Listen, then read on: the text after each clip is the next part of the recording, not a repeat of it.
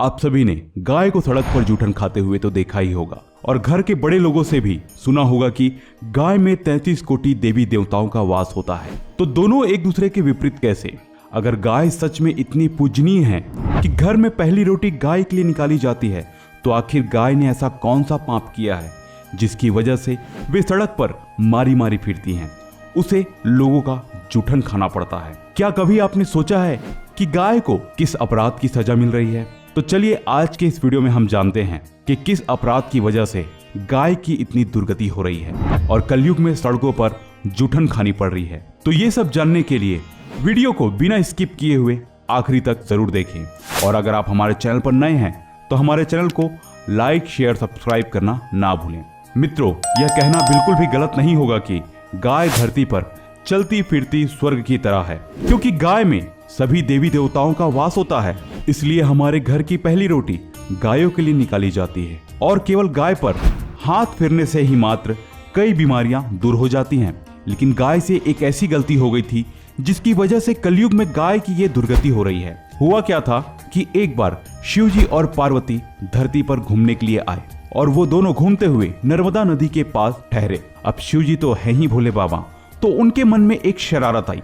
उन्होंने सोचा कि क्यों ना पार्वती की परीक्षा ली जाए। तो शिव जी पार्वती जी से बोले कि गौरी, मैं कुछ जरूरी काम से जा रहा हूँ और सूर्य ढलने से पहले लौट आऊंगा, तो तुम मेरा यहीं इंतजार करना। ऐसा बोलकर शिव जी वहां से चले गए। अब शिव जी थोड़ी दूर जाने के बाद सूक्ष्म रूप बनाकर वहीं पार्वती के पास आकर छिप गए। अब उस दिन तीज की तिथि थी और तीज के दिन माता पार्वती जी शिव जी की आराधना करती हैं और निर्जल व्रत भी रखती हैं। जब सूर्य ढलने के बाद भी शिव जी नहीं लौटे तो पार्वती जी ने वहीं नदी के तट पर मिट्टी के एक शिवलिंग को तैयार किया और उसकी पूजा आराधना करना शुरू कर दी और निराहार ही व्रत रहकर अपनी पूजा को पूरा किया और पूजा की सारी सामग्री को नर्मदा नदी में प्रवाहित कर दिया और शिवलिंग को भी विसर्जित कर दिया। ये पूरा वृत्तांत पास खड़ी हुई गाय ने देखा।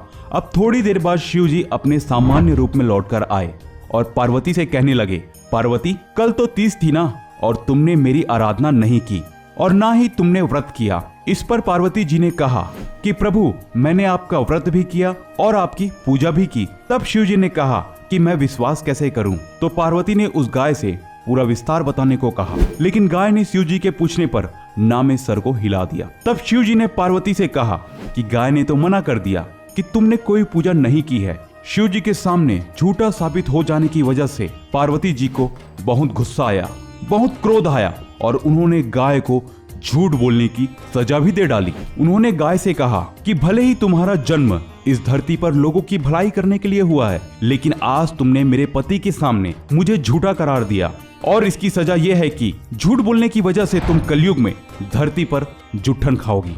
भले ही लोग तुम्हारी पूजा करेंगे, तुम लोगों का कल्याण करोगी, तुम्हारा दूध, दही, घी, मूत्र और गोबर सभी लोगों के हित करेंगे, लेकिन फिर भी तुम्हारे अपराध की सजा तुम्हें जरूर मिलेगी और तुम सड़कों पर मारी मारी भटकती फिरोगी और तुम्हें लोगों का जूठन खाना पड़ेगा। और इसी गलती की सजा को भोगते हुए आज कलयुग में गाय की यह दुर्दशा है।